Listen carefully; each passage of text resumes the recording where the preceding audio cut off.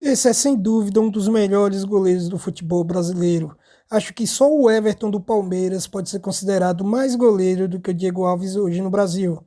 Isla não vem bem, em uma péssima fase no Flamengo, mas o nível do futebol brasileiro em laterais e até no mundo não é grande coisa. Rodrigo Caio pouco joga, vem de muitas lesões, mas quando está em campo é ao lado do Gustavo Gomes do Palmeiras, o melhor zagueiro do futebol brasileiro, sem dúvida nenhuma. Gustavo Henrique está recuperando aquele futebol que o consagrou no Santos e está jogando muito no Flamengo desde a reta final do Brasileiro de 2020. E o que falar do Felipe Luiz? Ah, o Felipe Luiz, o melhor lateral do futebol brasileiro no mundo, muita classe, defende bem, ataca bem, um monstro. O injustiçado Ilharão, para mim, disparado o melhor volante do futebol brasileiro desde 2019.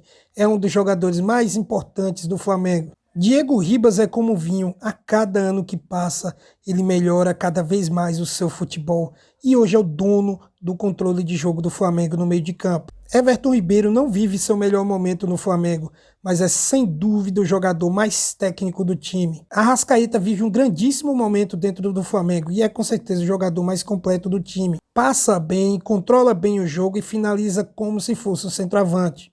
Bruno Henrique é o jogador mais importante do time. Quando ele vai bem, o Flamengo vai bem. Uma velocidade e força absurda. Gabigol é disparado o jogador mais decisivo do Flamengo desde a era Zico. Quando tem decisão, pode deixar que o artilheiro rubro-negro vai resolver com certeza em algum momento do jogo. Passando para os reservas, temos aí o Bruno Viana. Esse definitivamente não deu certo no Flamengo e não deve continuar no time ao final do seu contrato. Léo Pereira, outrora contestado, agora recuperando o seu grande futebol dos tempos de Atlético Paranaense. Contestado por muitos, mas sem dúvida um dos melhores laterais esquerdos do futebol brasileiro. Esse é o René, eleito o melhor lateral do Campeonato Brasileiro de 2018. Ramon é o terceiro reserva da lateral esquerda do Flamengo e com certeza será dono da posição após a aposentadoria do Felipe Luiz. Muito talentoso menino. Mateuzinho deveria ser titular da equipe rubro-negra, visto que Isa não vive um grande momento e ele está jogando muito. E chegamos ao Rodinei, jogador mais lindo da história do Flamengo e que também vive um bom momento e merecia mais oportunidades. Thiago Maia, que se não tivesse tido uma lesão tão grave no joelho, seria com certeza titular absoluto do Flamengo hoje em dia. Joga muito futebol, muita raça e muita técnica. João Gomes, mais um garoto da Gávea aí, muita técnica, muita raça, dinâmica de jogo e muita visão. De olho nele, hein? E o recém-chegado aí, Andrés Pereira, que ainda não estreou pelo Flamengo, mas com certeza é um jogador de muito valor, muita visão de jogo e muita técnica. Kennedy, mais um que ainda não estreou, mas que com certeza vai agregar demais ao elenco rubro-negro. E temos aí o Pedro, que se não fosse Gabigol seria titular absoluto, é para mim o segundo melhor centroavante da América do Sul. E o contestado Vitinho, que volta e meia entra e decide jogos para o Flamengo, como por exemplo contra o Grêmio na Copa do Brasil, onde deu 2 assistências e fez um gol. Michael, que aos poucos vem recuperando aquele futebol que jogou no Goiás e que o fez ser contratado pelo Flamengo.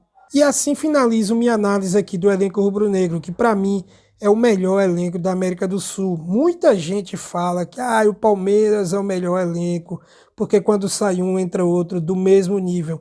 E eu contesto demais isso daí, porque, por exemplo, se sai o Gustavo Gomes da zaga palmeirense, quem vai entrar? O Gustavo Gomes não tem nenhum companheiro titular de confiança. Veja lá um reserva, o Luan é duramente contestado lá no elenco alviverde.